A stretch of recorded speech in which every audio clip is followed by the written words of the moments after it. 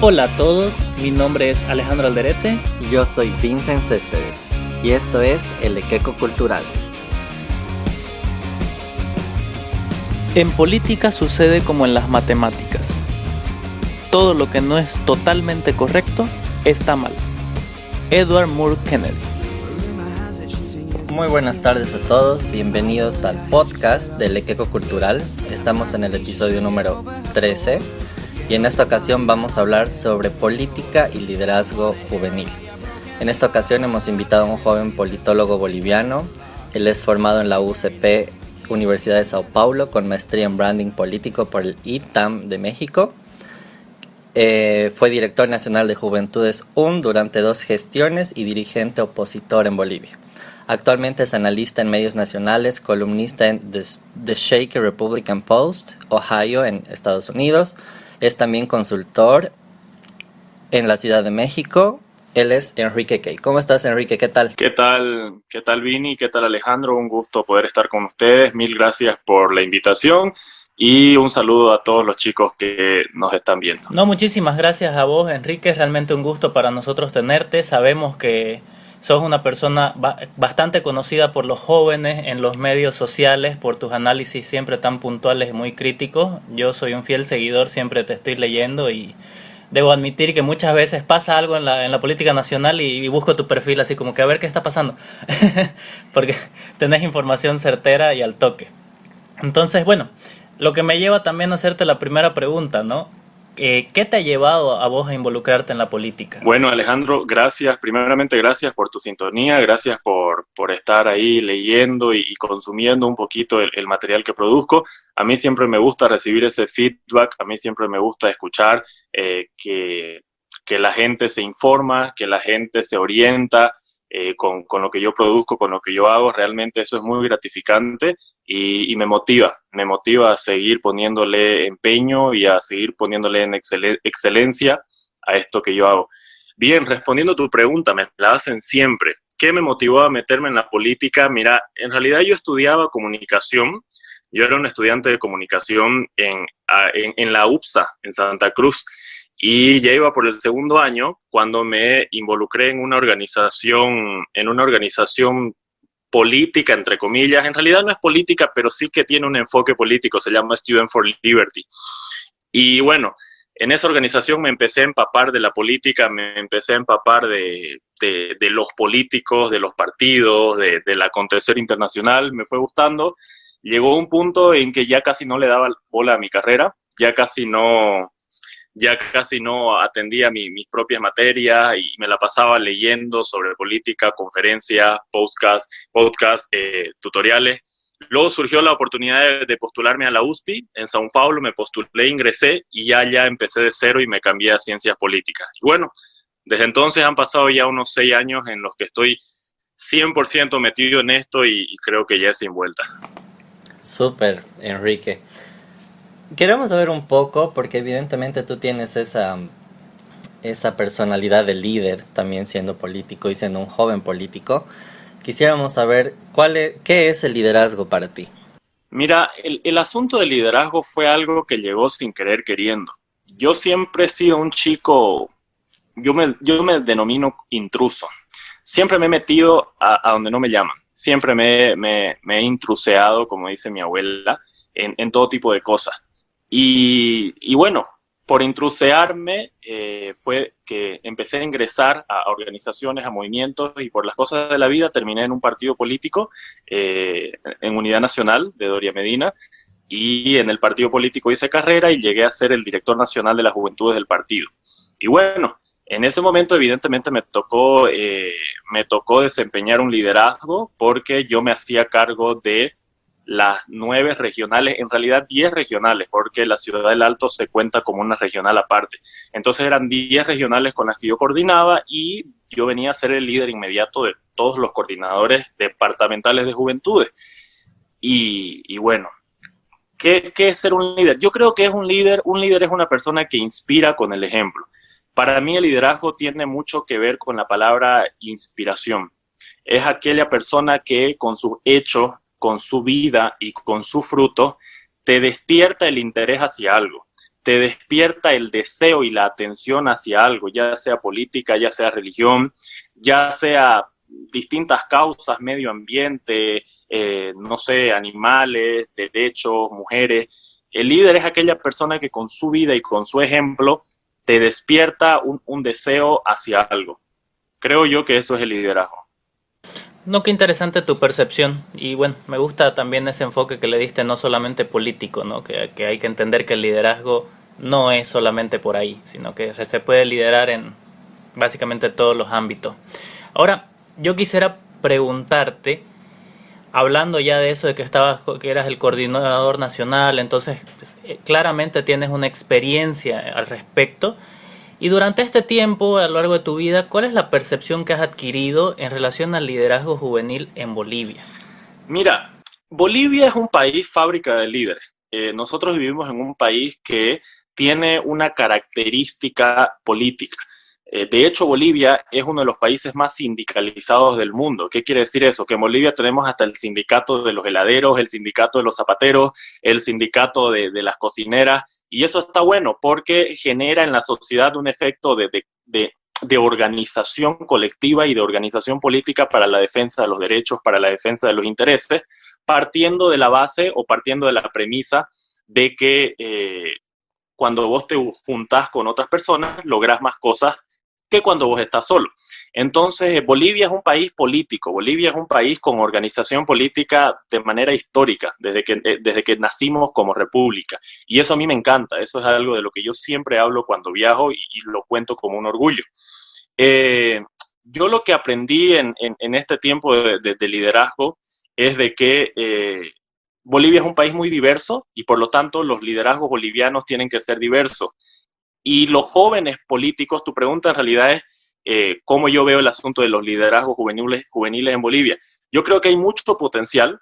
¿Por qué? Porque somos un país político, somos un país organizado, pero creo que falta un componente básico, que es la formación. A veces los jóvenes bolivianos se dejan llevar mucho por las emociones, por las pasiones, lo cual no está mal, pero se les olvida añadir el componente teórico. Se les olvida añadir el componente o la base de preparación. Y es por eso que nuestros liderazgos juveniles muchas veces no logran romper el techo o la barrera del activismo, de la emoción, de la pasión, y no logran convertir eso en resultados. ¿Cuántos presidentes menores de 35 años hemos tenido? ¿Cuántos vicepresidentes o cuántos gobernadores? Es decir, el país está lleno de activistas y de líderes jóvenes, pero a la hora de la hora, quiénes son los candidatos presidenciales, quiénes son las grandes autoridades, quién es el presidente de la corte. A la hora de la hora, quienes nos gobiernan son viejitos. ¿Por qué? Porque el joven no tiene ese bagaje académico necesario, en mi opinión, porque yo soy una persona muy meritocrática, yo creo en el mérito, yo creo en el estudio, yo creo en la teoría. Evo Morales no tenía esa preparación y aún así fue presidente. ¿Por qué? Porque él hace parte de una ideología en donde la preparación empírica no es tan necesaria. Pero en fin, sin voltearla mucho, creo de que al joven boliviano, al líder boliviano, le falta un poquito esmerarse y disciplinarse en el asunto académico. Perfecto, Enrique. Justo la siguiente pregunta tiene mucho que ver con lo que nos estás contando, porque es evidente, ¿no?, que falta bastante juventud en la política. Como vos dices, siempre son viejos y mayores los que nos manejan al final de cuentas, y sí, hay bastantes jóvenes que les interesa, pero al rato no están. Entonces, ¿qué opinas de la falta de jóvenes involucrados en la política? A ver, yo soy una persona muy gradualista, Vini. Yo considero de que los grandes resultados y los grandes logros de la historia se logran con procesos. Y en ese sentido, Bolivia está yendo en un proceso interesante.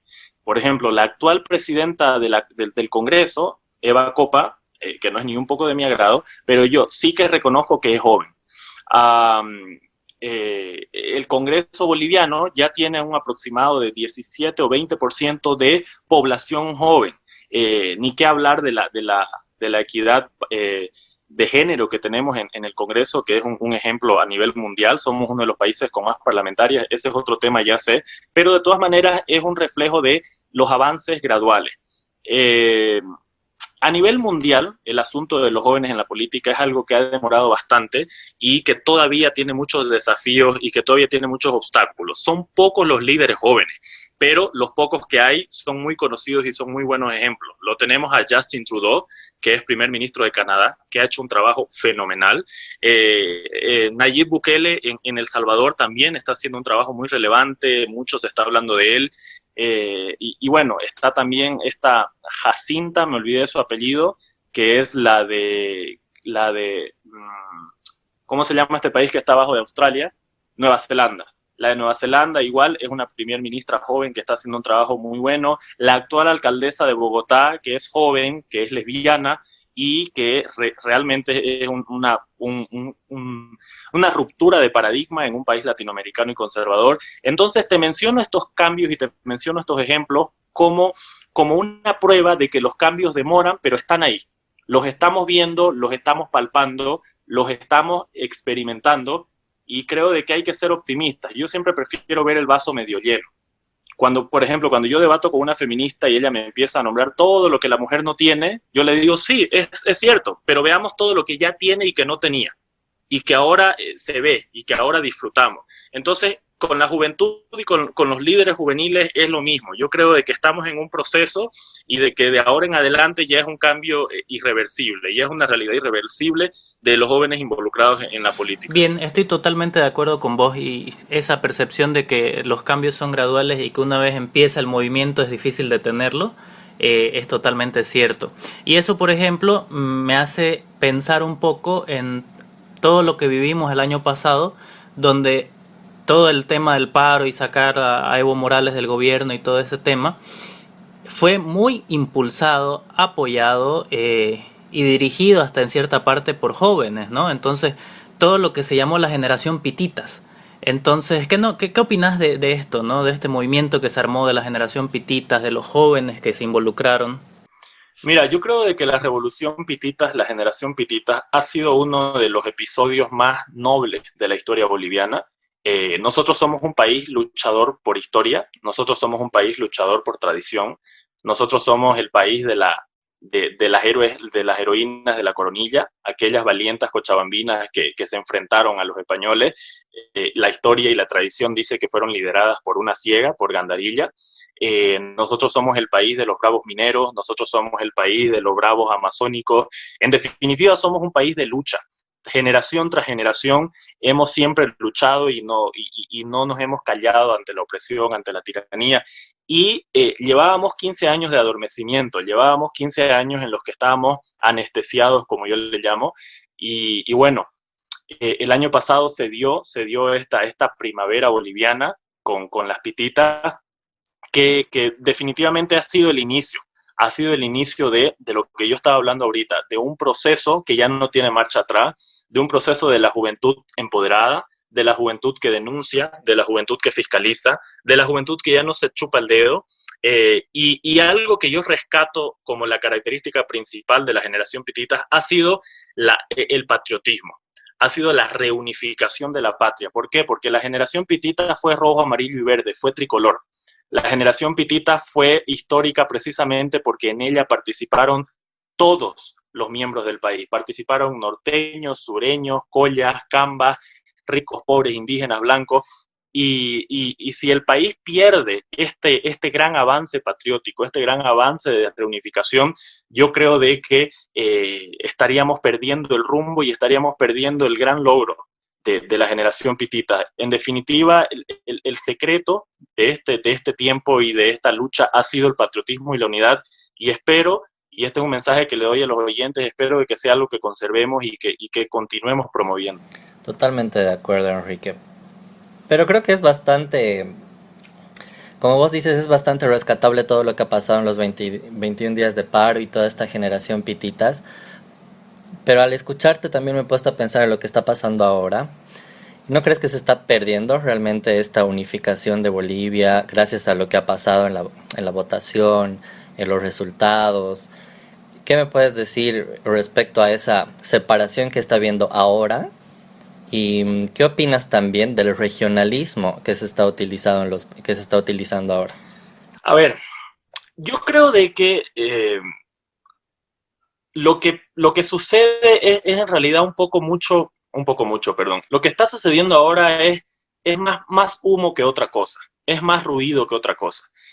Porque aquellos que promovían un discurso regionalista, porque aquellos que promovían un discurso ultra radical y ultra sectorial, en realidad no lograron pasar del 15%.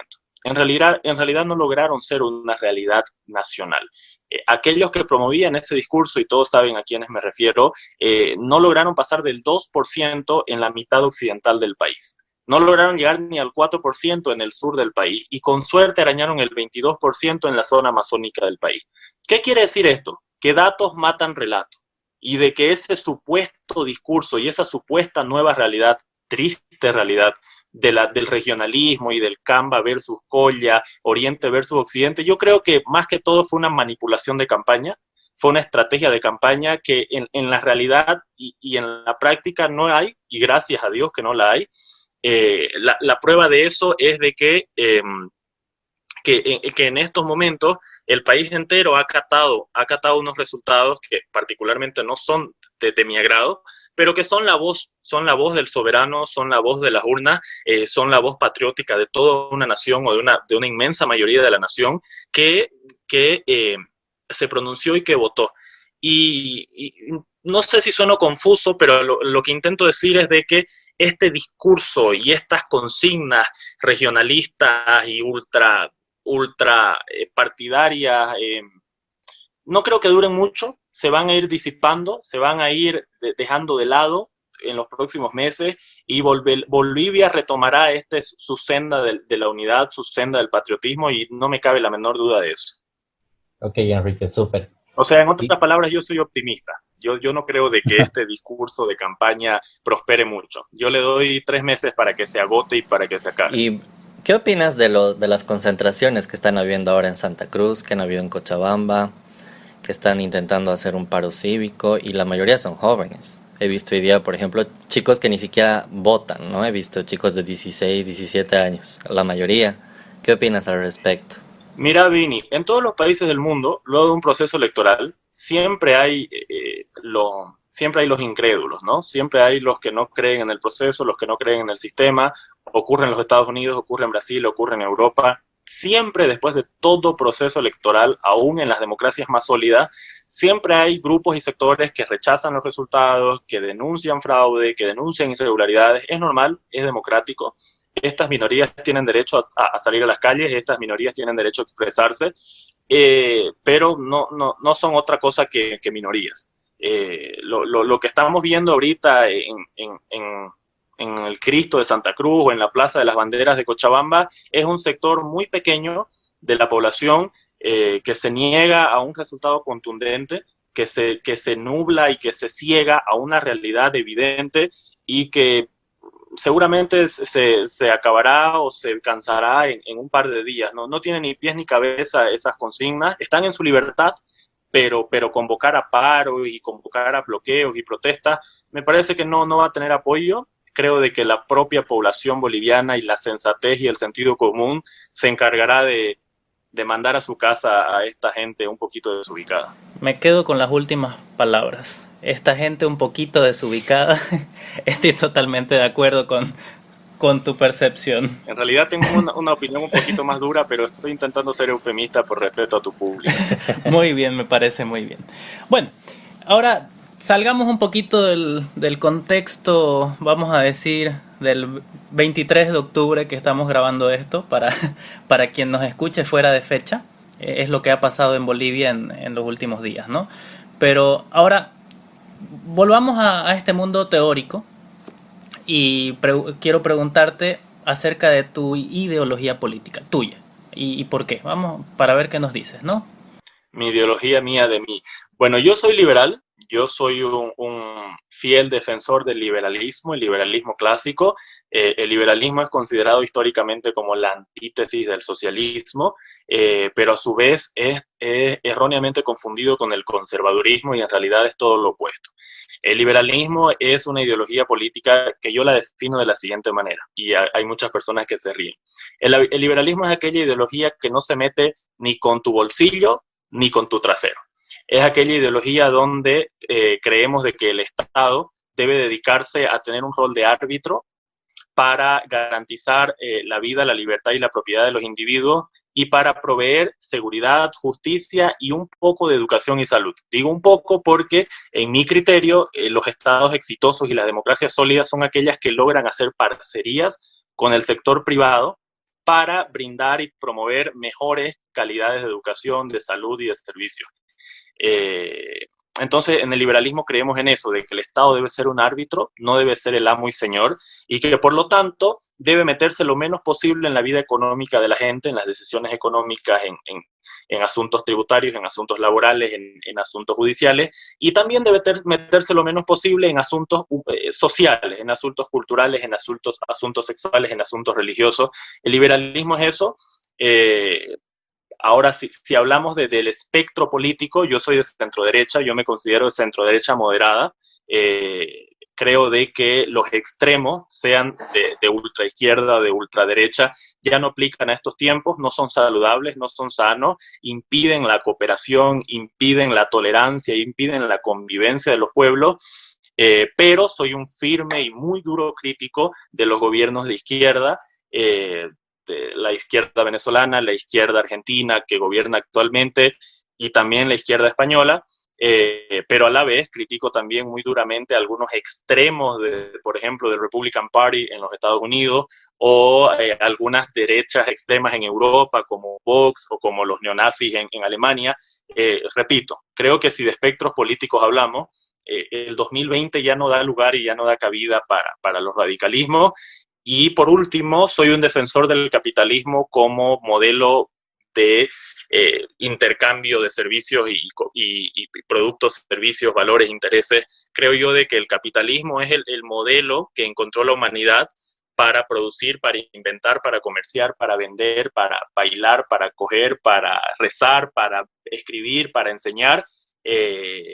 Siempre y cuando se respeten los derechos, siempre y cuando se respeten las libertades, los intereses, ya sean individuales o colectivos. Entonces, más o menos el liberalismo clásico es un puchero de todo eso. Si ustedes gustan, pueden leer La riqueza de las naciones de Adam Smith, donde se habla un poco sobre esto, o también Libertad para escoger de Milton Friedman, que es un gran clásico de la literatura política americana, donde se resume de mejor manera esta ideología que es la ideología del liberalismo. Súper interesante lo que nos dices, Enrique, y yo quiero hacerte una consulta porque es lo que he escuchado. A mí yo no soy muy político, no puedo decir que lo sea, entonces tampoco tengo un gran, gran bagaje cultural, pero sí me interesa mucho y he leído un poco al respecto de la ideología libertaria, ¿no? Entonces a mí me llama mucho la atención, también me gusta mucho,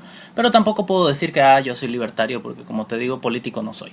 Sin embargo, hablando con algunas personas, me he dado cuenta de que siempre se llega a la conclusión, o sea, las personas con las que he hablado, yo no sé si todos, de que el liberalismo es medio utópico. O sea, no sé, es como que se llegan al punto donde te dicen ya, pero ¿cómo vas a tener un Estado que no haga nada, digamos, no que te dé solamente esas cosas? ¿Cómo lo ves vos? O sea, ¿realmente eso se puede plasmar o es realmente medio idealista y hay que mezclarlo con unas realidades que realmente lo pongan en la tierra? Mira, yo te voy a dar una respuesta muy simple. El chiste de una ideología es que sea utópica. Si no, no es ideología. Por algo es ideología. Yo creo de que una consigna o de una doctrina política para que tenga esa esencia y esa literatura y esa biografía y esa historia y esa tradición, su esencia es un poquito de utopía, un poquito de idealismo, un poquito de sueño, un poquito de locura. Porque si fuera algo meramente numérico, utilitario, pragmático, tal vez no tuviera, no sé, este componente de fe o este componente de ilusión o este componente de esperanza que normalmente engloba y caracteriza una ideología. Por supuesto de que el liberalismo es utópico en gran parte, así como lo es el socialismo, así como lo es la socialdemocracia, así como lo es el conservadurismo. O sea, no hay ideología que no tenga un 50% de componente idealista, pero repito, es ahí lo bonito, es ahí la gracia, como diría mi papá, en el que la esperanza y el deseo por ir alcanzando los parámetros y las metas de tu ideología te mueva. ¿me entendés? Porque si tu vida es una vida meramente utilitaria, meramente pragmática, meramente realista, y no que ser realista sea malo, entonces, ¿qué te mueve? ¿Qué esperanza, qué sueño, qué ilusión te mueve? Así que sí, el liberalismo es utópico porque plantea de que todos los seres humanos deberíamos vivir en completa y absoluta libertad, respetando los derechos y las libertades del otro. El liberalismo es utópico porque parte de la premisa de que los administradores del Estado tendrían que ser honestos, tendrían que ser desprendidos y tendrían que ser serviciales. El liberalismo es utópico porque parte de la premisa de que las personas deberíamos respetarnos, dejando de lado raza, religión y otras divisiones tontas. Entonces sí, es utópico y qué lindo que lo sea, porque así nos mueve a siempre estar soñando y guardando la ilusión. Ahora bien, respecto al libertarianismo, el libertarianismo es una evolución del liberalismo, viene a ser un liberalismo contemporáneo. Hoy en día está muy de moda porque tiene defensores muy populares, como Gloria Álvarez, como Javier Milei, el argentino, gente muy, muy pop que lo está vendiendo de una buena manera. La gran mayoría de mis amigos son libertarios. De hecho, Student for Liberty es oficialmente libertaria y hoy es como que la tendencia de los chicos de derecha ser libertarios, ¿no? Porque es lo que tiene más contenido, lo que tiene más videos, lo que tiene más influencers. Yo no soy libertario porque creo que si el liberalismo es utópico, el libertarianismo es ultra, hiper, mega utópico. O sea, el libertarianismo pregona la abolición completa y absoluta del Estado. Y yo no creo. Yo creo de que los seres humanos necesitamos una organización central que defina ciertos límites y ciertos parámetros. El libertarianismo, en cambio, cree de que no, de que la humanidad se puede autolegislar y autocontrolar. El libertarianismo es un poco muy permisivo en asuntos, por ejemplo, en el libertarianismo no se cree en ningún tipo de regla. Y yo soy de la idea de que al humano hay que ponerle ciertas reglas porque si no vamos a tener exclusiones, vamos a tener racismo, vamos a tener a personas desfavorecidas, porque claro, el libertarianismo parte de la premisa de que todos tenemos las igualdades de derechos y oportunidades para surgir y no es así, porque estará siempre la persona discapacitada, estará siempre la persona desvalida que va a necesitar una ayuda extra, que va a necesitar un empujón extra, y el libertarianismo no contempla esto, o por lo menos la biografía libertaria que yo he leído. Aún así, considero que es una ideología válida, considero que tiene un fin y un sustento muy noble, y yo felicito a todos los chicos que defienden esta ideología, y todo lo que vaya en contra del surdismo y de la izquierda para mí merece aplauso. Claro que sí. Bueno, los ideales realmente son, hablando un poco de lo que me decías al comienzo, creo que es importante tener ideales, ¿no? Y las ideologías, bueno, son eso. Entonces, sea el que sea, para los que nos escuchan, al final los ideales siempre, creo que un buen ideal, digamos, un ideal válido, vale la pena intentarlo, ¿no? Así sea, así como estamos diciendo, utópico, pero allá vamos, ¿no? Y si no tuviéramos estos ideales, ¿para dónde? ¿Qué haríamos? Estaríamos perdidos, ¿no? Yo creo, eso sí, para no sonar muy, muy relativista, porque no me gusta ponerme en el plan relativista y de que todo da lo mismo y de que todos nos amamos, hay ideales y hay ideas que no porque tengan buenas intenciones son buenas. O sea, es decir, hay muchos jóvenes comunistas y que creen en el comunismo, pero eso no lo hace bueno, porque la historia nos ha comprobado una y otra vez que sus resultados son terribles, nefastos, crean hambre, crean miseria, crean opresión, crean totalitarismo. Es decir, podés tener ideas y podés creer en ellas, pero también tenés que ver cómo funcionan cuando se aplican. O sea, si tu idea necesita de fusiles, si tu idea necesita de barreras y de opresión para que puedan aplicarse, entonces tal vez tus ideas no sean tan loables. En cambio, si tus ideas se pueden aplicar con democracia, con tolerancia, con voto, con diálogo, muy bien. Entonces validemos tus ideas. Pero si tus ideas son aquellas que a lo largo de la historia solo se aplicaron con guerra, con enfrentamiento, con totalitarismo, con muros, con armas, entonces tal vez sea bueno que replantees tus ideas y te abras un poquito al inmenso abanico de otras ideas que también te pueden convencer. Claro que sí. Totalmente, Enrique. Qué bueno conocer a alguien que también tenga este pensamiento liberal, porque creo que es muy poco conocido aquí en Bolivia, o al menos mi percepción es que muy poca gente lo conoce y los millennials generalmente prefieren quedarse en el centro y hacerse a los locos. Entonces, en base a esto que nos estás diciendo, ¿Crees que es posible un gobierno liberal o libertario en Bolivia? Ay, te soy sincero, creo que no. Lo dudo mucho. Y yo lo digo con pesar porque soy un liberal, pero la vida política, los más de 2 años que estuve inmerso en la política partidaria, me mostraron de que no, de que Bolivia es un país profundamente rentista, de que Bolivia es un país profundamente estatista, de que Bolivia es un país profundamente mercantilizado. ¿Qué quiere decir mercantilizado? Que las grandes empresas y los grandes empresarios, en vez de competir en libertad, se dedican a crear monopolios y oligopolios para impedir la competencia. Si ustedes, les voy a poner un ejemplo que yo siempre doy en mis conferencias. ¿Por qué en Bolivia no hay Walmart? ¿Por qué en Bolivia no hay Carrefour?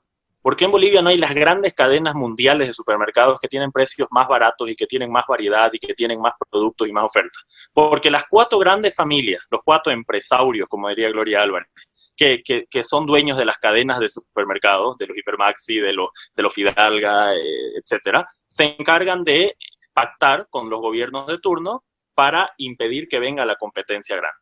Entonces, eso es lo que se llama mercantilismo en la teoría económica y en la teoría política. Y de eso hay mucho en Bolivia. O sea, el empresariado boliviano es flojo. ¿Por qué ustedes creen que no llega McDonald's hace años? ¿Porque no tenemos mercado? ¿Porque acá la gente no compraría? No, porque cierto ex jefe mío siempre hace lo necesario para que Burger King continúe siendo el rey y para que no venga la competencia de McDonald's y así sucesivamente. Es triste, pero es una realidad, es una característica de la democracia y de la política boliviana. Lo propio sucede con los sindicatos, lo propio sucede con los médicos, lo propio sucede con los maestros. Es decir, constantemente los bolivianos somos herméticos y nos cerramos a lo que el Estado dicte y cómo el Estado lo dicte. Y cuando algo no nos gusta, inmediatamente acudimos al Estado para que el Estado lo regule, lo prohíba. Y hay un ejemplo que yo aprendí en la universidad allá en Brasil, que me encanta, y decía así: los latinoamericanos estamos obsesionados con el Estado. Y decían, los legisladores latinoamericanos se levantan todas las mañanas, acuden al Congreso con 2 premisas: ¿qué vamos a prohibir hoy y qué vamos a tornar obligatorio hoy? O sea, los legisladores de toda Latinoamérica tienen básicamente esa única tarea: qué cosa convertir en prohibido y qué cosa convertir en obligatorio. Entonces, por un lado, vos tenés a las feministas pidiendo de que casi todo sea prohibido, los concursos de belleza, las publicidades de cosificación, etcétera, etcétera. Y por otro lado, tenés a los evangélicos y a los ultrarradicales pidiendo de que la Biblia sea obligatoria en las escuelas. Entonces, estamos todo el tiempo en ese limbo de lo obligatorio y lo prohibido, lo obligatorio y lo prohibido. Es nuestra cultura, es nuestro círculo vicioso. Y mientras Bolivia continúa teniendo esta cultura, esta idiosincrasia, que está hasta en el último anciano o joven de este país, difícilmente tengamos una democracia liberal, un Estado liberal. Así que falta un trabajo muy fuerte de cultura y de educación para poder sentar las bases de un Estado liberal. Bueno, qué interesante respuesta. Muy puntual y muy realista, creo. Todo lo que dijiste no es totalmente indiscutible, ¿no? Es la realidad boliviana. Bueno, ahora volviendo un poco al punto del episodio que se titula Política y Liderazgo Juvenil, yo quisiera preguntarte ¿qué se debe hacer para formar a los jóvenes líderes en Bolivia, ¿no? Que ya nos habías dicho un poco acerca del contexto quizás de este liderazgo juvenil, pero ahora, ¿qué hace falta? O sea, ¿cómo podemos hacer realmente para tener jóvenes líderes? A ver, yo creo de que las escuelas de liderazgo, las instituciones de liderazgo, número uno, tienen que armar mallas curriculares y mallas académicas serias, modernas y actuales. No es posible de que los partidos, las universidades, los institutos sigan preparando líderes con los criterios de los años 80, con las escuelas económicas, las escuelas de marketing o las escuelas de liderazgo de la escuela X y de los 90. O sea, estamos viviendo tiempos de la nanotecnología, estamos viviendo tiempos de la tecnología celular y acá en Bolivia todavía se sigue enseñando de que al joven tiene que ponerse preservativo para el sexo. O sea, yo creo de que ya debemos pasar a la tecnología, debemos pasar a la democracia 4.0 y eso es algo que todavía falta: modernizar las escuelas de líderes en este país, modernizar los partidos, modernizar las instituciones. Por ejemplo, las organizaciones de activismo, yo he estado en casi todas. He ido a charlas de techo, he ido a charlas de lo que a ustedes se les ocurre, y siempre son los mismos parámetros de los valores que debe tener todo líder: el respeto, la tolerancia, el amor, la cooperación. O sea, Lo escucho eso desde que tengo 4 años. No se habla, por ejemplo, de la preparación en tecnologías que tiene que tener el líder, no se habla de qué sé yo, los nuevos organigramas a nivel mundial, las nuevas formas horizontales de gobernar, no se lo pone a Steve Jobs en las conferencias para líderes, no se pone ejemplos de Silicon Valley, es decir, hay que modernizar la cosa. Yo soy un obsesionado por la globalización, por la modernización. Durante estos últimos 5 años yo me he dedicado a viajar por Latinoamérica para nutrirme, para llenarme de insumos. He estado en congresos en Bogotá, en Lima, en Santiago, en Buenos Aires, en Panamá, en Ciudad de Guatemala, en Sao Paulo, para todo el tiempo estarme llenando de conocimiento, para estar en la vanguardia de lo que el mundo entero hoy en día enseña. Y acá, cada que vuelvo a Bolivia, me topo de nuevo con el pizarrón y la tiza. Y frustra, ¿me entienden? Y yo creo que mientras Bolivia no dé el salto a la tecnología, no dé el salto a la globalización, no dé el salto a las tendencias del mundo, continuaremos con liderazgos mediocres, débiles y sobre todo liderazgos que no trascienden. Porque ¿cuántos líderes hemos tenido en los últimos años que trascienden? Morales, y no sé, y creo que parar de contar, o sea, porque con sus errores y aciertos, mucho más errores, Morales es un líder del que se va a seguir hablando por los próximos 200 años. En cambio, los otros líderes, tal vez con muchas más virtudes, con mucho más conocimiento, no logran trascender, no logran convertirse realmente en una escuela, en una doctrina, en una forma de... Mi jefa, en la empresa de comunicación que yo trabajo, en la empresa de marketing, perdón, siempre dice, cualquiera cuenta su historia, pero no se cuenta, no cualquiera logra que cuenten su historia. Y el verdadero líder es aquel que logra que cuenten su historia los demás. Entonces, no sé si respondo a tu pregunta, pero creo de que esos son los grandes desafíos de los liderazgos en Bolivia. Totalmente de acuerdo, ¿no? Bolivia está en pañales en cuestión de transformación digital y la educación es una vergüenza, digamos, ¿no? Si lo vemos desde ese punto de vista. Estoy totalmente de acuerdo. No solamente de que estamos en pañales, ni siquiera sabemos en qué estamos, Alejandro, porque nuestro sistema de educación ni siquiera participa en modalidades de medición.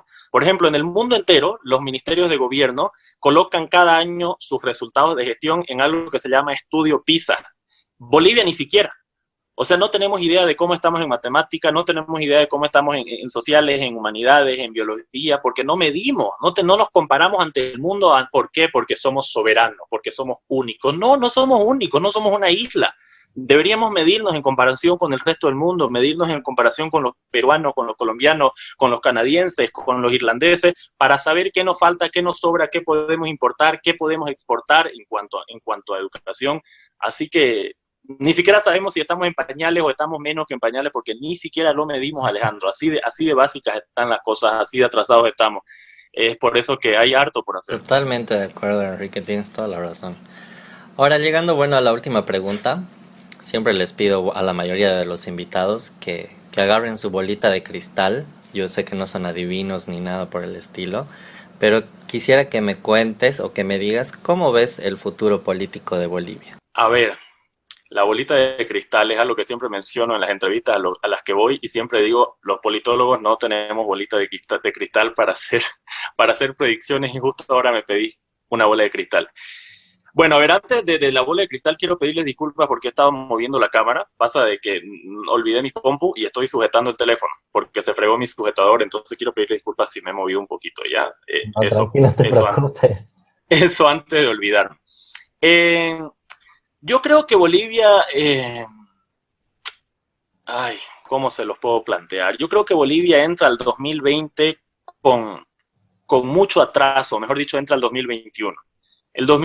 Bolivia entra al 2021 con al menos 10 años de atraso en educación, en salud, en políticas de género, en políticas de libertad de prensa, en educación sexual, en políticas ambientales. O sea, estamos entrando con 10 años de atraso en casi todas. Y no quiero ser pesimista, pero es la verdad. De nada sirve que nos inventamos, nos mintamos. Entonces, ¿cómo entramos? Entramos en desventaja. Y tenemos que ser conscientes de eso, que estábamos entrando con 3 pasos antes que brasileños, que peruanos, que colombianos, que chilenos. Entonces, bajo la premisa de que estamos desventajados, tenemos que poner la milla extra. Tenemos que trabajar el doble, el triple o 5 veces más, porque si no, nos va a tomar 100 o 150 años poder ponernos al día. Es como cuando vos entras a un trabajo, a un nuevo trabajo, y todo el mundo ya está en el tren, ya todo el mundo está avanzando y vos ahí no tenés idea y te toca ponerte al día en una semana y empaparte de toda la visión de esa empresa. Lo mismo Bolivia. Bolivia entra desventajada y Bolivia entra atrasada al 2021. ¿Por qué? Porque tuvimos un año de conflicto político, porque la pandemia nos puso de rodillas más que a cualquier otro país, porque estamos más polarizados que nunca, porque, como mencionaban hace un rato, de un lado tenemos los ultra azules, de otro lado tenemos los ultra antiazules. Entonces la polarización en definitiva es otro gran obstáculo que nos impide avanzar, que nos impide avanzar más rápido. Así que mi bola de cristal es mucho trabajo por delante, mucha investigación, mucha medición. No es posible que nuestras universidades no investiguen, no midan. Las universidades del mundo entero están lanzando cada mes estudios, investigaciones, sondeos. Las nuestras, ¿qué hacen? Nuestras universidades organizan fiestas, organizan kermeses, hacen política, organizan marchas, organizan huelgas. Entonces, trabajo, chicos, de que los jóvenes nos pongamos la camiseta no solo de las ideas, no solo del discurso bonito, sino del trabajo. Por ejemplo, yo ahorita al colgar con ustedes tengo que terminar 2 artículos, uno en inglés y uno en portugués, para enviar a 2 medios. Y son artículos en los que no solamente pongo mi opinión, yo opino, bla, bla, bla. Son artículos que van cargados de contenido, de opinión, de medición, de estudio de campo. Entonces, por ejemplo, yo los veo a ustedes con este trabajo bonito de conversar con gente, de recopilar información. Y recopilar información no debe ser solamente para que quede en un videíto. Recopilar información debe ser la data que nosotros, los jóvenes, usamos para, en base a eso, generar proyectos, generar modelos, implementar propuestas y no quedarnos solo en el discurso de que sí, los jóvenes tenemos el potencial. Sí, tenemos el potencial, pero ¿y cómo lo estamos usando? Entonces, por ejemplo, yo en noviembre voy a presentar igual una investigación que se va a llamar La Bolivia adormecida, la Bolivia anestesiada, en la que voy a mostrar cómo durante los últimos 14 años se llevó adelante una estrategia exitosa de anestesiar al boliviano con una serie de dádivas, con teleférico súper increíble, con Dakar súper deslumbrante, con fútbol, con canchas de fútbol. Es decir, durante 14 años se nos adormeció y se nos anestesió con cosas banales, y eso hizo que estemos ahí en ese ser y que no podamos movernos hacia lo verdaderamente importante, que son la educación, la salud, los derechos. Así que mi bolita de cristal es esa, chicos. Movernos mucho, hacer que las cosas pasen, no van a pasar por inercia, trabajar y movernos a pesar de las políticas, así gane el azul, gane el verde, gane el rojo, quien gane, movernos y hacer patria a pesar de todo esto, porque si nos esperanzamos en los políticos, créanme de que nos podemos quedar sentados unas buenas décadas más. Así es. Bueno, me quedo también con lo último que estabas diciendo, ¿no? Realmente trabajo, creo que es responsabilidad de todos.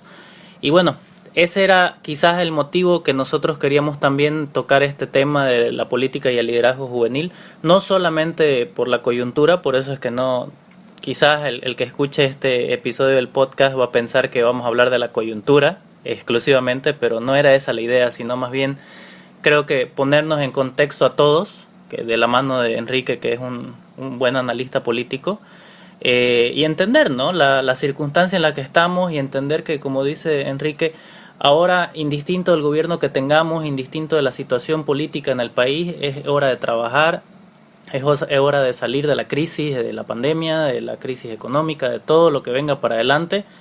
Creo profundamente que el boliviano es trabajador por excelencia. Entonces, creo que también si todos nosotros, principalmente los jóvenes, que es la mayor parte de la audiencia de este podcast, se pone la camiseta boliviana y empieza a trabajar para adelante y busca las nuevas tecnologías, ¿quién más lo va a hacer si no somos nosotros? Entonces, creo que, como dice Enrique, es hora de dejar el discursito y empezar a hacer cosas, así sean muy chiquititas. Yo creo que vamos a lograr mucho si nos ponemos las ganas, ¿no? Le ponemos el empeño. Sí, así es. Así es, Alejandro. Repito, estamos desventajados, estamos con varios pasos atrás, entonces toca trabajar el doble o el triple. Y por último, un mensaje que siempre doy cuando charlo con jóvenes, La política es apasionante, la política es un arte increíble que puede dar grandes resultados y puede dar grandes satisfacciones siempre y cuando se le ponga pasión, siempre y cuando se le ponga convicción, siempre y cuando se le ponga decisión.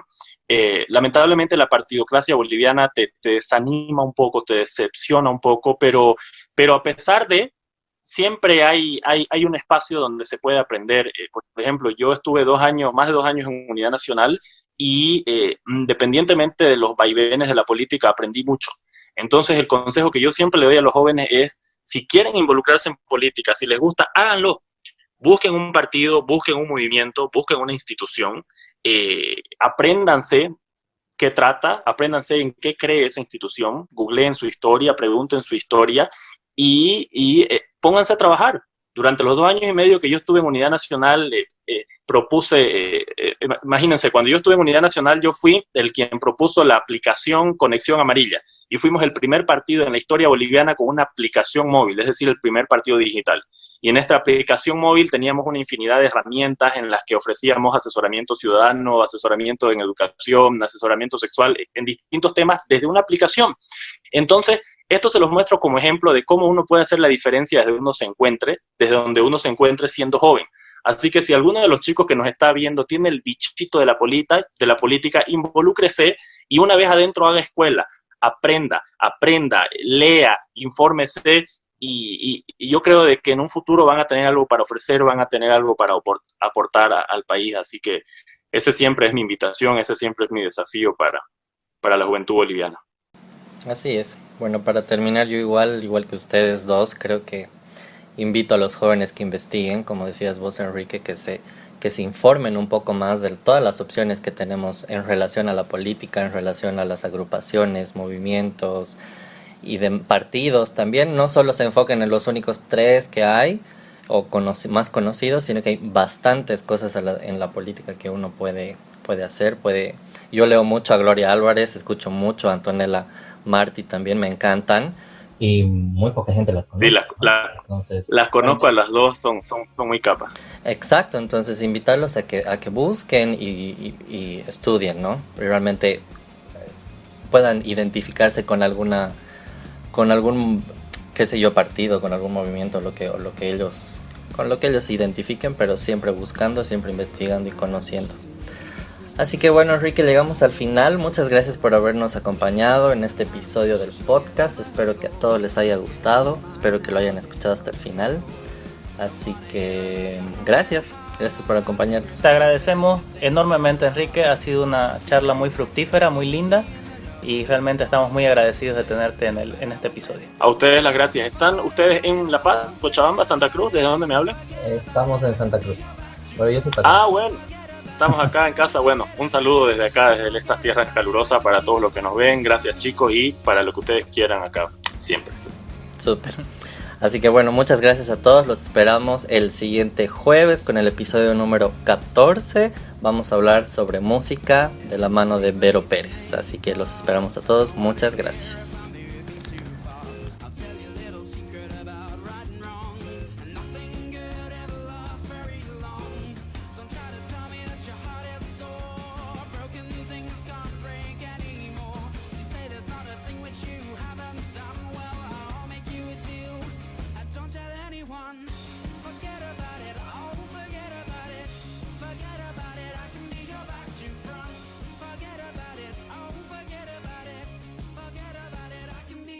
You from